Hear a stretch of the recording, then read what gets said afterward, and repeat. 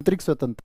तो विचार, देखो विचार का क्या मतलब है, आप सब चिंतन करते होंगे, कुछ सोच रहे हैं आप, अभी बैठ के सोचिए, चिंतन कर रहे हैं आप कुछ मनन कर रहे हो, मनन मतलब मन में कुछ सोच रहे हो, जिसको हम बोलते हैं कंटेम्पलेशन। कंटेम्पलेशन, आप सोचो कंटेम्पलेशन के मोड में हो, आप कुछ चिंतन कर रहे हो, तो चिंतन कैसी चीज होती है, ये भैया आंतरिक होती है। आंतरिक का मतलब इंटरनल होता है चिंतन, हमेशा कैसा होता है, इंटरनल। भाई आप किसी को अभी बता नहीं रहे, आप कुछ विचार कर रहे हैं, बस आप सोच रहे हैं कि भविष्य में मेरी जॉब लग जाएगी, और मैं एक अच्छा सा घर बनाऊंगा, सुंदर सी मेरी बीवी आएगी, और मैं माँ बाप की अपने की बहुत सेवा करूंगा, इन्होंने बहुत कष्ट सहे हैं तो मैं इनके लिए कुछ करूंगा जीवन में, कुछ सोच रहे हैं आप, तो ये क्या है, ये विचार है। तो इसके लिए आप स्वतंत्र हैं या नहीं, या कोई रोक लेगा आपको आकर के कि नहीं भैया इस तरह आप नहीं सोच सकते हैं, तो आप कुछ भी सोचने के लिए स्वतंत्र हैं, अच्छे और बुरे ख्यालात सभी तरह के। फिर आता है उन विचारों को प्रकट करना, ये अभिव्यक्ति होती है। तो कभी पूछे अभिव्यक्ति का क्या अर्थ होता है, विचार को प्रकट करना। जो विचार आपके थे, अब आपका एक साथी आपके पास आया, उसने बोला भाई क्या सोच रहे थे, अक्सर पूछ लेते ना आपसे, क्या कहाँ खोए हुए हो तुम, भाभी जी पूछ लेती होंगी तुमसे, या भाई साहब पूछ लेते होंगे अगर आप लड़की हैं तो। To express the thoughts, to express the thoughts, इसका मतलब क्या है, यहाँ पर बड़ी अच्छी बात आती है कि हम अपने विचारों को, मैं आपसे प्रश्न पूछता हूँ, हम अपने विचारों को कितनी तरह से प्रकट कर सकते हैं बताइए। तो हम अपने विचारों को सिर्फ 3 तरह से प्रकट कर सकते हैं साथी। या तो आप बोल सकते हैं उस बात को, आप कहोगे उनसे कि मैं तो किन्हीं और उनके बारे में सोच रहा था, बोलकर, अर्थात ओरली, ठीक है। आप उस बात को, उस विचार को लिखकर भी बता सकते हैं। लिखकर का मतलब होता है, पूछा जाता है भाषा कितने प्रकार की होती है, 3 तरह की होती है, ओरल, रिटन एंड सिंबॉलिक। तीसरी चीज है आप संकेतों से भी बता सकते हो। भाई ना तो आप लिखना जानते हो ना बोलना जानते हो, तो सांकेतिक यानी कि सिंबॉलिक, कोई कार्टून बना करके आप बता सकते हो, कोई साइन बता करके बता सकते हो। मैं ये सोच रहा था,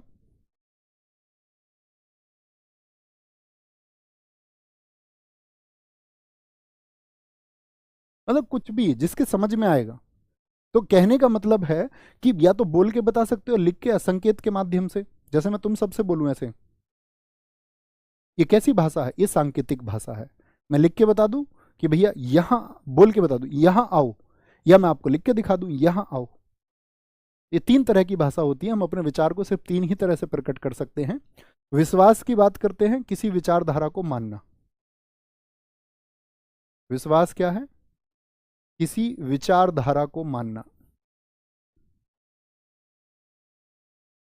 अब बोलो आया मजा, किसी विचारधारा को मानना, इसका मतलब क्या होता है, to follow an ideology, an ideology. जैसे आप किसी भी विचारधारा को मानने के लिए स्वतंत्र हैं। आप जैसे किसी व्यक्ति को बोलकर कुछ बता सकते हैं, लिखकर, संकेतों के माध्यम से। हाँ, ऐसा नहीं होना चाहिए अब तुम कोई गलत संकेत कर दो तो फिर उसके लिए दंड भी है। फिर हमारे पास आपका आईपीसी नहीं, अब तो बीएनएस बोलेंगे, भारतीय न्याय संहिता है, उसमें दंड है। किसी लड़की ने बोल दिया मुझे अभद्र इशारा किया था, तो फिर उसके लिए पनिशमेंट भी है। ओके। तो किसी विचारधारा को मानना, इसका मतलब होता है जैसे कोई व्यक्ति आपसे कहता है कि भाई शास्त्रों में ये लिखा हुआ है, एथोलॉजी में ये लिखा हुआ है शास्त्रों में, तो आप या तो शास्त्रों की बात को मानते होंगे, आप कहेंगे नहीं इसका वैज्ञानिक प्रूफ क्या है, यानी कि मैं तो विज्ञान में विश्वास रखूंगा, आप ये उससे बोलें कि साइंटिफिक प्रूफ इसका क्या है। तो आप शास्त्रों में माने या साइंस में माने, इस बात के लिए आप स्वतंत्र हैं या नहीं है। बहुत सारे लोग मार्क्स की विचारधारा को फॉलो करते होंगे, यानी कि साम्यवाद की विचारधारा को मानते होंगे, बहुत सारे लोग समाजवाद की विचारधारा को मानते होंगे। तो आप किसी भी विचारधारा को मानने के लिए स्वतंत्र हैं। बात समझ में आई है। फेथ की बात करते हैं, धर्म की। धर्म क्या है, धर्म का मतलब होता है आप सैद्धांतिक रूप से कोई भी धर्म अपना सकते हैं। सैद्धांतिक रूप से, सैद्धांतिक रूप से फेथ का मतलब ये होता है कोई धर्म या कुछ भी अपनाना, कोई सेक्ट अपनाना, कोई धर्म अपनाना। सांकेतिक रूप से। सांकेतिक का मतलब क्या है आपका, तो सैद्धांतिक का मतलब क्या हो गया आपका, एनी रिलीजन इन प्रिंसिपल। देखो कैसे, अब आप किसी धर्म से जुड़े हुए व्यक्ति होंगे, जैसे हिंदू, तो आप मुझे बताइए क्या हिंदू, आपने सैद्धांतिक रूप से आप हिंदू हैं, लेकिन क्या ये जरूरी है कि हर हिंदू पूजा करता हो, हाँ या ना? क्या कोई मुस्लिम व्यक्ति है, ये जरूरी है कि वो मुसलमान व्यक्ति आपका जो भी उसमें प्रक्रियाएं होती है नमाज आदि की या अन्य जो भी प्रक्रियाएं होती है उनको फॉलो करता ही हो? जैसे मान के चलो 5 बार नमाज पढ़नी है, तो क्या उसको पढ़ता ही हो, ये जरूरी है प्रत्येक व्यक्ति? तो आप कहेंगे ऐसा भी होता है कि सैद्धांतिक रूप से हम हिंदू या मुसलमान हैं, सैद्धांतिक रूप से भी हो सकते हैं, यानी कि उसकी जो पूजा पद्धति है हम उसको नहीं अपनाते हैं, और साधारणतः हम उस धर्म से जुड़े हुए भी हैं। और एक होता है उपासना। उपासना का मतलब क्या होता है, धर्म को व्यवहार में लाना। जैसे मैंने कहा था राजनीति को व्यवहार में लाना, यही राज व्यवस्था है, संविधान को व्यवहार में लाना। तो धर्म को व्यवहार में लाना यानी कि practising the religion, practising the religion, इसका क्या मतलब हुआ? अब आप पूजा भी करते हैं तो पूजा क्या हो गया, आप उस धर्म को व्यवहार में ले आए, वो आपके बिहेवियर में आ गया। इसी को बोलते वर्शिप, उपासना। किसी भी धर्म में जो पद्धति होती हो उसको आपने अपना लिया, वही क्या हो जाती है साथी, उपासना हो जाती है। तो ये 5 प्रकार की स्वतंत्रताएं समझ में आई। विचार आंतरिक होता है, अभिव्यक्ति ये बाहरी होती है, ठीक है, expression, believe, faith and worship. तो क्या बोला हमने, सैद्धांतिक रूप से कोई ना कोई धर्म अपनाना। अब ये जरूरी भी नहीं है कि कोई, अब कोई भी धर्म अपनाने के लिए स्वतंत्र है, कन्वर्जन भी होता है, कन्वर्जन भी तो होता है, बहुत सारे व्यक्ति अपना धर्म भी तो बदल लेते हैं। जैसे 2011 की जनगणना हुई थी, तो उसमें हिंदुओं की संख्या कितनी मैंने आपको बताई थी, 79.8, 79.8% हिंदू हैं देश में। वहीं 14.3% या 14.2% क्या है, मुस्लिम है। लेकिन 0.9, यानी कि इसका मतलब था आपका लगभग 27 लाख ऐसे लोग भी थे देश में जिनकी कोई आपका धर्म ही नहीं है, जो किसी भी धर्म को नहीं मानते, ऐसे भी तो लोग हैं। तो आप इस बात के लिए स्वतंत्र हैं कि आप चाहें किसी धर्म को माने या ना माने, ना माने की बात भी है, ठीक है। और धर्म को व्यवहार में लाना ये प्रैक्टिसिंग हो गई। तो स्वतंत्रता की कितनी हो गई हमारा, 5 बताई गई हैं। फिर अगली बिंदु आता है हमारा समता, यानी कि समता बोले तो समानता, एक ही बात है, समता या समानता, इक्वलिटी। कितनी इक्वलिटी बताई गई है, कितनी इक्वलिटी की बात की गई है? तो आप कहेंगे भैया समानता जो बताई गई है वो 2 बताई गई हैं। एक तो प्रतिष्ठा, प्रतिष्ठा का मतलब क्या होता है, स्टेटस। और अवसर की समानता, अवसर का अर्थात होता है आपका अपॉर्चुनिटी, अपॉर्चुनिटी। कितनी समताएं हैं हमारे पास, 2 समता हैं, 2 प्रकार की समानताएं हैं, प्रतिष्ठा की समानता और अवसर की समानता। अब देखो प्रतिष्ठा की जब हम बात कर रहे हैं या अवसर की बात कर रहे हैं, तो आपने आर्टिकल 15 में, आपको जो नहीं जानते होंगे उनको बता दूं, आर्टिकल 15 में आप भी बताइए क्या है, आर्टिकल 16 जो जानते हो वो बताएं आर्टिकल 16 में क्या है। तो आर्टिकल 16 में है लोक नियोजन की बात। लोक नियोजन यानी किसी सरकारी नौकरी आदि के पद निकलेंगे, छोटे से उदाहरण से समझें, सरकारी नौकरी आदि के लिए कोई पद आदि निकलेंगे तो सबको अवसर मिलेंगे। आर्टिकल 15 क्या कहता है, कोई भेदभाव नहीं, अभी जो मैंने बताया था आपको सामाजिक न्याय में, आर्टिकल 15 कहता है धर्म, जाति, लिंग, जन्म स्थान। तो यहाँ पर एक छोटे से उदाहरण से समझो, लिंग की बात की गई है या नहीं, जेंडर की बात, ये कहता है कोई भेदभाव नहीं होगा। तो आप कहेंगे भैया स्त्री और पुरुष की अगर हम तुलना करें तो हमारे देश में कोई भेदभाव होता है या नहीं? आर्टिकल 16 से समझना, जब पुरुष की भर्ती, जब ये समझिए किसी पुलिस के लिए पद निकले हुए हैं, पुलिस के लिए कुछ पोस्ट आई हुई हैं, अब पुरुषों को तो जो दौड़ लगानी पड़ती है वो पुरुषों को लगानी पड़ रही है, मेल पर्सन को 1600 मीटर दौड़ 6 मिनट में, या 6.5 या 7, जो भी आप माने, और जो फीमेल पर्सन है उसको लगानी पड़ रही है 800 मीटर दौड़। तो इसको यहां पे साथी भेदभाव नहीं हो रहा है? क्या यहां पर भेदभाव है या नहीं है, मुझे बताएं, हाँ या ना। दूसरी बात करते हैं, आरक्षण की बात। आरक्षण को जब हम पढ़ेंगे तो बहुत अच्छे से मैं आपको बताऊंगा इसकी आवश्यकता क्यों है।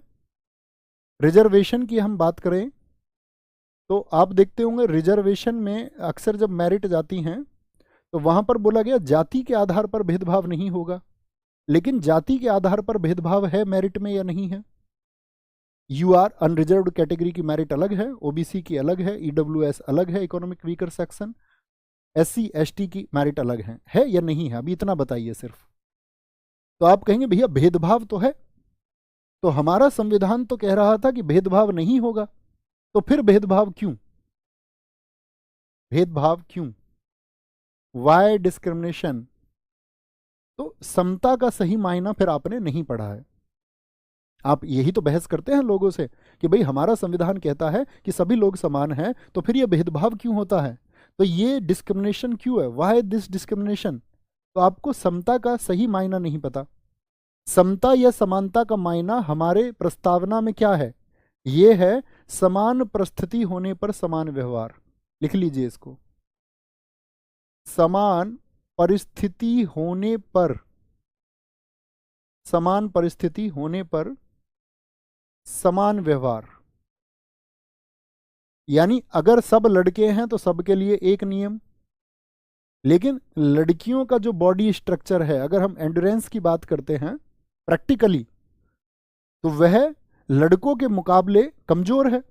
मानसिक रूप से मत समझना इसको, ये मत समझना कि भैया लड़कियां कमजोर कह रहे हैं आप, नहीं, मैं प्रैक्टिकली और साइंटिफिकली बात कर रहा हूं। मुझे बताइए क्या मैं सही बोल रहा हूं? आप कहेंगे हाँ जी। तो समान परिस्थिति होने पर समान व्यवहार होना चाहिए, यानी लड़की और लड़के की स्थिति एक जैसी नहीं है, इसीलिए लड़की को क्या दिए गए हैं, कुछ रिलैक्सेशन दिए गए हैं। हाइट में रिलैक्सेशन दिया गया है, ठीक है, ऊंची कूद में रिलैक्सेशन दे देते हैं। समझ पाए? तो स्थितियां समान नहीं है। इसी तरह आरक्षण है, उन वर्गों को जिनको आगे बढ़ने के अवसर नहीं मिले एक लंबे समय तक, उन सभी को, जैसे मैं इसको उदाहरण बताता हूं, इसको बहुत पहले से मैं इसी उदाहरण को देता हूं कि कोई मैच चल रहा है और इधर एक बाउंड्री है। अब इस बाउंड्री, ये बाउंड्री जो है ये 6 फीट की है, 6 फीट की बाउंड्री है। तो जो व्यक्ति 7 फीट का है वो आसानी से इस मैच को देख सकता है या नहीं? यानी इस मैच का जो साथी अवसर है वो उसको प्राप्त हो गया या नहीं हो गया? क्यों? क्योंकि उसकी जो हाइट है वो 7 फीट है। लेकिन जिस व्यक्ति की हाइट 5 फीट है उसको आप मैच कैसे दिखाएंगे? यानी आप चाहते हैं ये अवसर इसके लिए भी हो, तो आप कहेंगे भैया उसको उठाना पड़ेगा।